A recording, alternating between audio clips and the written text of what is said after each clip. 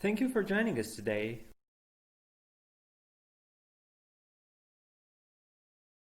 In this presentation, we attempt to reveal how humanities can make meaningful interventions in the contemporary world by examining one of the most engaged literary and cultural forms.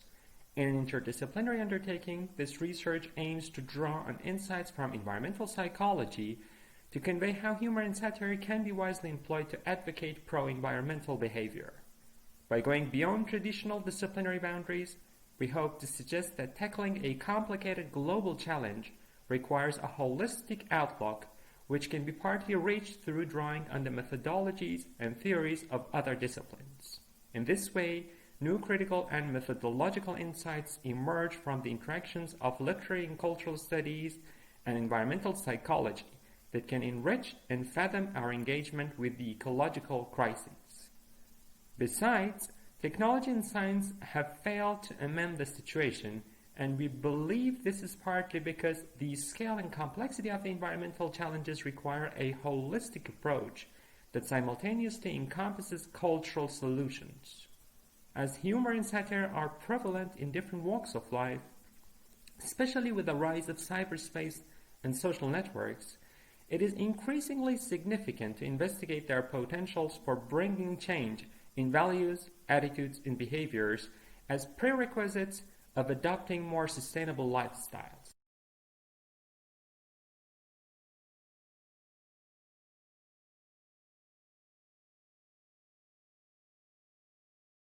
There are two general trends in studying environmental behavior. While some approaches emphasize rational behavior, others underscore affect and symbolic aspects. The theory of the meaning of material possessions, for instance, considers the instrumental, affective, and symbolic aspects of material products, while the instrumental function signifies the practical uses of a product. Its purchase, possession, and consumption also imply certain symbolic functions like status and gender roles. Both these functions are related to the affective function.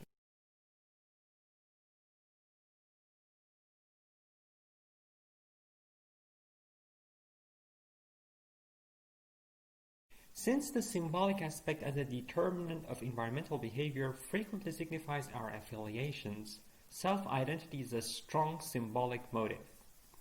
Self-identity can facilitate or hinder pro-environmental behavior. Likewise, status is also an important motive, so far as people perceive it depends on the possession and consumption of specific products. Status can affect environmental behavior both favorably and adversely. Humor and satire have strong implications when it comes to regulating behavior through symbolic and affective influence. They are instrumental in identity formation because opposition as a common denominator is quintessential to both humor and satire and to identity. Abstaining from excessive meat consumption, for instance, bears a symbolic significance that leads to the formation of one from among the variety of vegetarian identities. These identities define themselves as opposed to the dietary habits of meat consumers, and might as well be associated with other traits like liberalism and care. By picking up on this opposition, satire and humor can not only symbolically glorify some habits while chastising others, they can also shape and reinforce our sense of identity.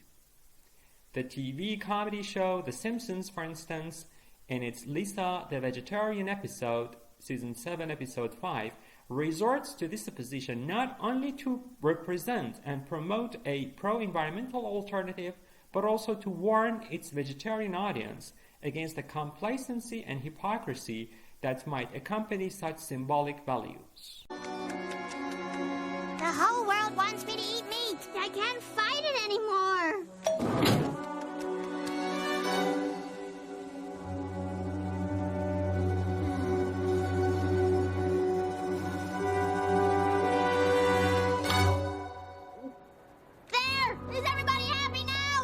I take it from your yelling that you like my tofu dogs. Tofu? Oh, yes. No meat whatsoever, and only thrice the fat of a normal hot dog. I made the switch, and nobody noticed. But why, Apu?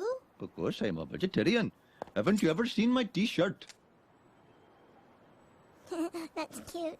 Here, let me show you something, Lisa. Wow, a secret staircase. But what do you do if somebody wants a non-alcoholic beer? You know it's never come up.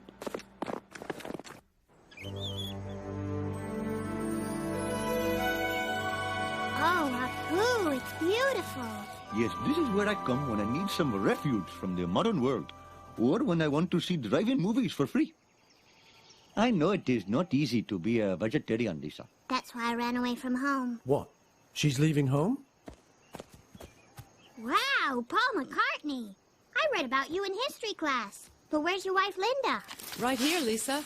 Whenever we're in Springfield, we like to hang out in Apu's garden in the shade. We met him in India years ago during the Maharishi days. Back then, I was known as the fifth Beatle. Sure you were, Apu. You know what, Lisa? Paul and Linda are vegetarians too. In fact, Linda has her own line of vegetarian entrees. Apu, I'm sure the last thing they want to talk about is... We weren't satisfied with the other vegetarian meals on the market. You'd be surprised how often you'd find a big hunk of pork in them. Ew. Linda and I both feel strongly about animal rights. In fact, if you play Maybe I'm Amazed backwards, you'll hear a recipe for a really ripping lentil soup. When will all those fools learn that you can be perfectly healthy simply eating vegetables, fruits, grains, and cheese? Oh, cheese! You don't eat cheese, Apu? No, I don't eat any food that comes from an animal. Oh, then you must think I'm a monster. Yes, indeed, I do think that. But I learned long ago, Lisa, to tolerate others rather than forcing my beliefs on them. You know, you can influence people without badgering them always. It's like Paul's song, live and let live. Actually, it was live and let die. Whatever. It had a good rhythm. I guess I have been pretty hard on a lot of people. Especially my dad. Thanks.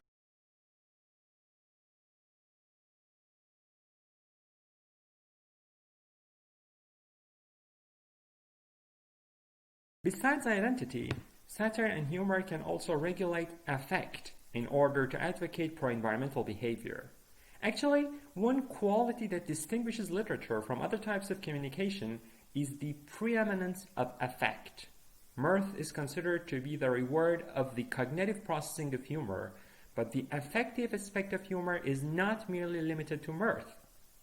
Disparaging humor and satire are also associated with ridicule and shaming.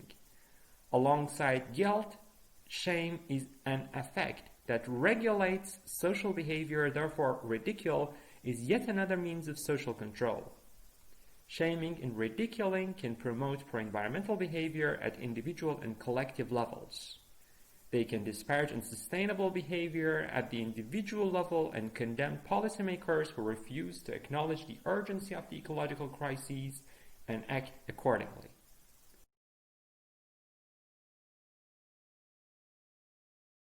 Another trend in studying environmental behavior underscores rational behavior. According to the theory of planned behavior, TPB, one's intentions determine one's behavior, and intention, in its own turn, is determined by beliefs. TPB identifies attitude, subjective norm, and perceived behavior control as three sets of beliefs. Attitude refers to the perceived consequences of engaging in a behavior and follow from one's evaluation of its costs and beliefs. How others expect one to behave and how far one is motivated to comply with these expectations constitute normative beliefs. And perceived behavior control signifies the possibility of performing the action as affected by different factors that can hinder or facilitate it.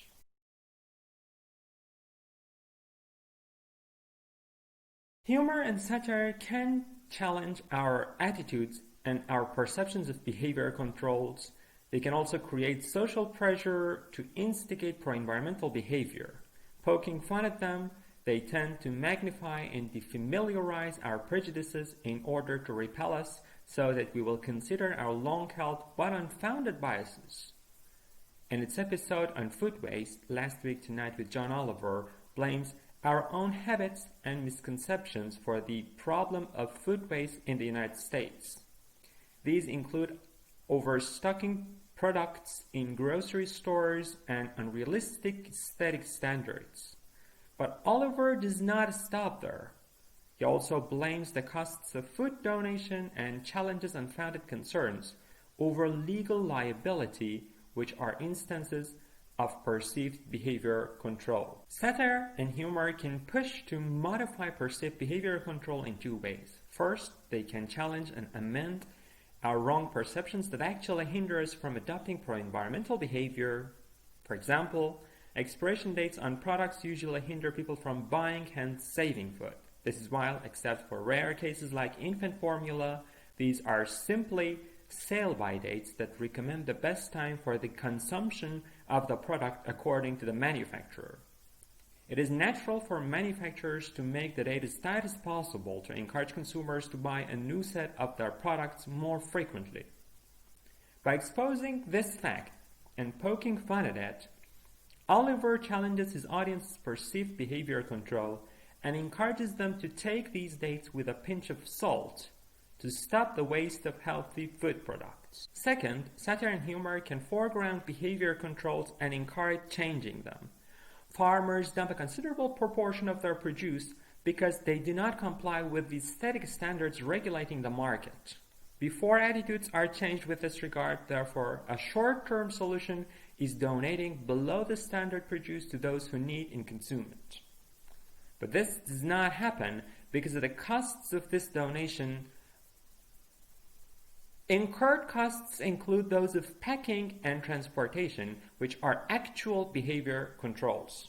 Oliver therefore directs satire against legislators who have failed to provide enough incentives like tax cuts for farmers to compensate for their donation costs and encourage them to put a stop to food waste. Humor and satire can also redirect subjective norms toward endorsing pro-environmental behavior.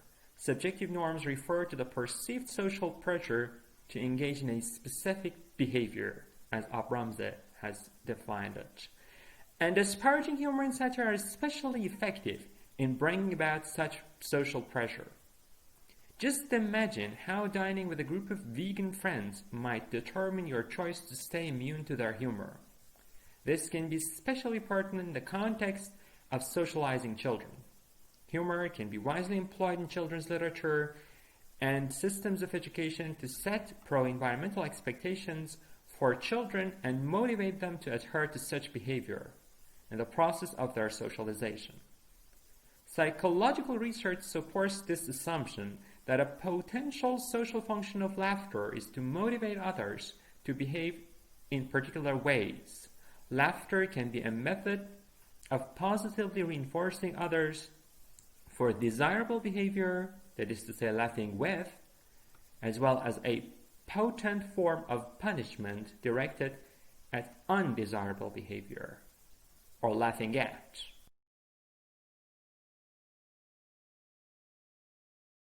While TPB implies that our vested interests determine our environmental behavior, norm activation model, NAM, and value belief norm theory, VBN, relocate the focus. NAM postulates that activation of personal norms that morally obliges people to perform or refrain from engaging in certain behaviors predict pro-environmental behavior. Personal norms are activated by problem awareness, that is to say, being aware of the significance of pro-environmental behavior, by ascription of responsibility, or taking responsibility for the consequences of failing to adhere to pro-environmental behavior, also by outcome efficacy, or identifying behavior that can reduce negative environmental impact, and finally by ability or social efficacy, which means discerning that one is able to provide relief against environmental threats.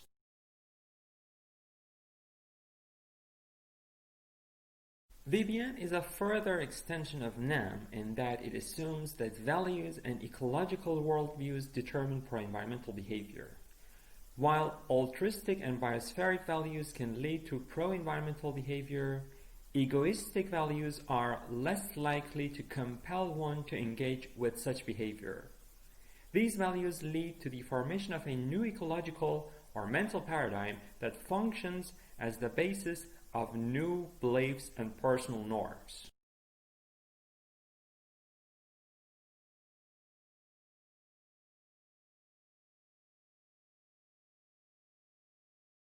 Satire and humor, again, have strong implications when it comes to norms and values. They frequently target vices and deviations from norms. This is particularly true about satire that relies on the disparity between how things are and how they should be. Often satire presupposes an ideal set of norms and values, but when the satirist witnesses how people ignore and deviate from them, she sets out to criticize such digressions in hopes of morally rectifying the society. Satire and humor have also the capacity to activate personal norms. Research has already conveyed that satire and humor can be a way of information provision. They can raise problem awareness and come up with suggestions for outcome efficacy. Due to their critical edge, they are also effective in the ascription of responsibility. This can be even more effective as they do not just blame and shame, but also rather reprimand the audience in good nature, which will create a good mood. This is especially important as people are more likely to endorse their responsibility when confronted in a cheerful and non-threatening manner. The cheerful optimism of satire and humor can further enhance a sense of ability or self-efficacy. At a time when the landscape of California is shriveling up like a pumpkin in front of a house with a lazy dad, it seems especially unwise that farmers are pumping water into food that ends up being used as a garnish for landfills, because those landfills go on to cause problems of their own. If you were to throw an apple core just out into the woods, it's not a big deal. The problem comes when all of that waste is aggregated and it decomposes without air in a landfill. That anaerobic condition is what creates the methane, which is a greenhouse gas that's more than 20 times as potent as CO2 at trapping heat. That's right. When we dump food into a landfill, we're essentially throwing a trash blanket over a flatulent food man and Dutch ovening the entire planet. And if you're thinking, but hold on, John, what if I'm an arsehole who couldn't give a shit about America's hungry families or the long-term viability of life on Earth? Well, first, let me say, Mr. Trump, thank you so much for taking the time to watch the show tonight. It's lovely to have you with us. And secondly, don't worry. There is a selfish financial reason for you to care about this story too. John Oliver resorts to many of these principles to drive his point home to his audience and promote pro-environmental behavior. At the outset, he appeals to egoistic values through summoning a sense of national identity by saying, "We love food in America." He summons tradition and power, but does not dwell in them. On the contrary, Oliver immediately subverts this illusion of national identity by suggesting the reason for this love of food. Americans want food to replace sadness. So he starts by challenging values, but he is cautious in his approach not to be reductive as he touches upon and dismisses nationalism and chauvinism, gender bias, military adventures, and racism, as emblematized in the Confederate flag. In other words, he is aware that environmental problems are a threat in the larger social, political, economic, and cultural texture, and that they cannot be treated in isolation. However, he does not stop there. Besides egoistic values, he also draws on other values to make sure that his argument appeals to the largest audience possible. He says, "What if I am an asshole who couldn't give a shit about America's hungry family?" This is altruistic values. Or the long-term viability of life on Earth, that is to say, biospheric values. There's a selfish financial reason, that is to say, an egoistic value for you to care about this story too. When he blames our own habits and misconceptions, he actually makes us aware of the problem and ascribes responsibility to us. The episode clearly sets out and achieves to provide information. It draws on several means, including statistics and references to do so, thereby raising problem awareness in its audience. Besides explicating the significance of the issue and its grave consequences, it also underscores outcome efficacy in that it illustrates how food waste is inevitably connected to other urgent issues, including poverty, water scarcity, and greenhouse gas emissions. John Oliver does not fall short of providing solutions. He calls for measures at both individual and collective levels. He urges legislators to pass tax incentives, that is, behavior control, and calls for personal resolutions, resolving to eat uglier fruit, to taking expiration dates with a pinch of salt, to no longer being worried about getting sued by high-power lawyers representing the hungry. We all have to address our relationship with food waste. In these, he again riffs on the ascription of responsibility, calls for outcome efficacy, and self-efficacy.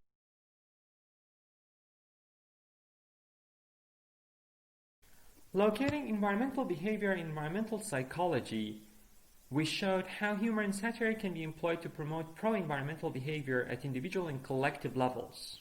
Satire and humor manifest strong promises within the framework of all major theories of environmental psychology.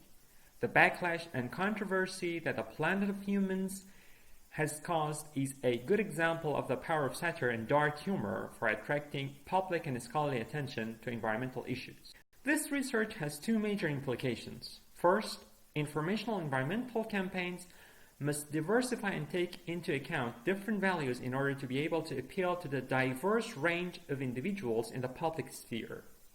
Some trends should foreground egoistic values to appeal to people with low environmental values, while others can draft people with higher altruistic and biospheric values. In other words, depicting apocalyptic warnings is not the only way to propel an environmental campaign.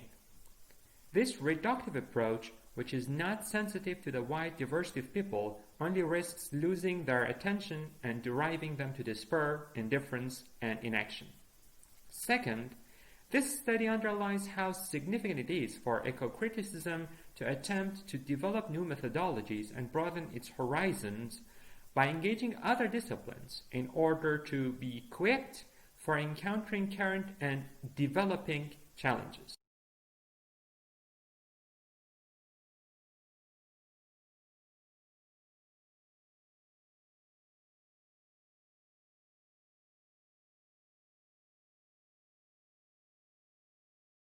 Thank you very much.